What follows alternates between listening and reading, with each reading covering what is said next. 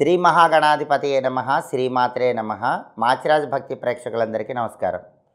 మే నెలలో మేషాది ద్వాదశ రాశుల మాస ఫలితాలు ఏ విధంగా ఉంటాయో, నెల మొత్తం విశేషంగా యోగించాలంటే ఎలాంటి ప్రత్యేకమైన పరిహారాలు పాటించాలో, ఎటువంటి దేవీ దేవతల ఆలయ దర్శనం చేయాలో, ఎలాంటి మంత్రజపం చేయాలో ఈ వీడియోలో మనం తెలుసుకుందాం. తదుపరి కర్కాటక రాశి. కర్కాటక రాశి వాళ్ళకి మే నెలలో మాస ఫలితాలు పరిశీలిస్తే, మే నెలలో కర్కాటక రాశి వాళ్ళకి మిశ్రమ ఫలితాలు ఉంటాయని చెప్పుకోవాలి. మిశ్రమ ఫలితాలంటే కొంత అనుకూల పరిస్థితులు, కొంత ప్రతికూల పరిస్థితులు రెండూ కలిసి వస్తాయని చెప్పాలి. అలాగే ఆరోగ్యంలో కొంత మార్పులు అనేటటువంటివి కనిపిస్తాయి. అలాగే చిన్న చిన్న రుగ్మతలు ఉంటాయి. వ్యాపార పరంగా మాత్రం బ్రహ్మాండంగా ఉంటుంది. వ్యాపారం చేసే వాళ్ళకి 3 పువ్వులు 6 కాయలుగా ఉంటుంది. ఆదాయానికి ఎలాంటి లోటు ఉండదు. అనేక మార్గాల్లో డబ్బులు సంపాదించడానికి చేసే ప్రయత్నాలన్నీ చక్కగా అనుకూలిస్తాయి. అయితే 12వ ఇంట్లో గ్రహ సంచారం ఉంది. 12వ ఇంట్లో కుజ శుక్రుల కలయిక ఉంది. దీనివల్ల స్త్రీల వల్ల ఇబ్బందులు ఎదుర్కొనేటటువంటి సూచనలు ఎక్కువగా ఉంటూ ఉంటాయి. కాబట్టి ప్రత్యేకంగా కర్కాటక రాశి స్త్రీ పురుషులు ఎవరైనా సరే కొత్త స్త్రీ పరిచయాల విషయంలో జాగ్రత్తగా ఉండాలి. అలాగే ప్రత్యేకంగా కర్కాటక రాశి పురుషులు కొత్త స్త్రీ పరిచయాల వల్ల ఇబ్బందులు ఎదుర్కొని జీవిత భాగస్వామితో గొడవలు అయ్యే సూచనలు ఉన్నాయి. ఈ విషయంలో జాగ్రత్తగా ఉండాలి. అలాగే ఊహించని కొన్ని సంఘటనలు ఈ నెలలో చోటు చేసుకుంటూ ఉంటాయి. సమస్యలను చాలా చాకచక్యంతో ఎదుర్కొంటారు. ఎలాంటి సమస్య వచ్చినా మీ తెలివితో చక్కటి పరిష్కార మార్గం వెతుక్కుంటూ ఉంటారు. కొన్ని విషయాల్లో అపవాదులు ఎదురవుతూ ఉంటాయి. ఈ అపవాదుల వల్ల మనశ్శాంతి అనేది తగ్గిపోతూ ఉంటుంది. నీలాప నిందలు అనేటటువంటివి కూడా ఏర్పడుతూ ఉంటాయి. మీ మీద నిందపడకుండా జాగ్రత్తగా ఉండాలి. ఒక్కొక్కసారి ఆ అపవాదులు మీకు భయాందోళనలు కలిగింపజేస్తూ ఉంటాయి.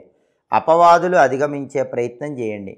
భయం నుంచి బయటపడే ప్రయత్నం చేయండి. అప్పుడు నెల మొత్తం కూడా చాలా వరకు అనుకూలంగానే ఉంటుంది. పెద్దగా ఇబ్బందులు ఏవి ఉండవు.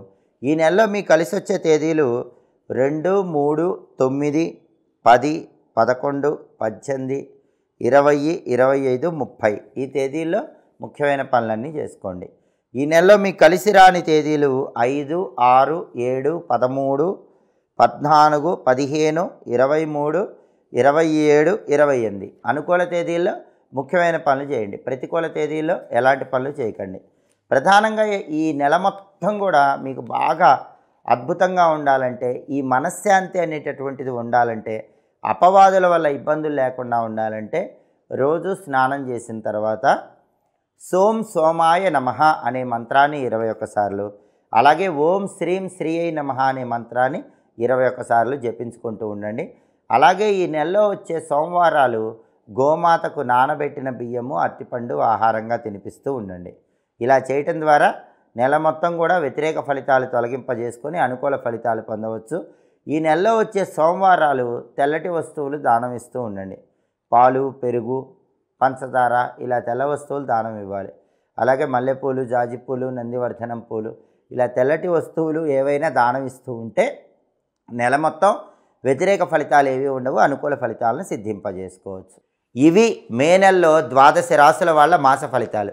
ప్రతి నెలలో మాస ఫలితాలు మీరు తెలుసుకోవాలనుకుంటున్నారా? అయితే మా మాచిరాజు భక్తి ఛానల్ని తప్పకుండా చూడండి. మా వీడియోస్ మీకు నచ్చినట్లయితే మా ఛానల్ని లైక్ చేయండి, కామెంట్ చేయండి. మా ఛానల్ వీడియోస్ 10 మంది మిత్రులకు షేర్ చేయండి. మా ఛానల్ని సబ్స్క్రైబ్ చేసుకోండి. పక్కనున్న బెల్ సింబల్ నొక్కటం మాత్రం మర్చిపోకండి. సర్వే జనాః సుఖినో భవంతు. స్వస్తి.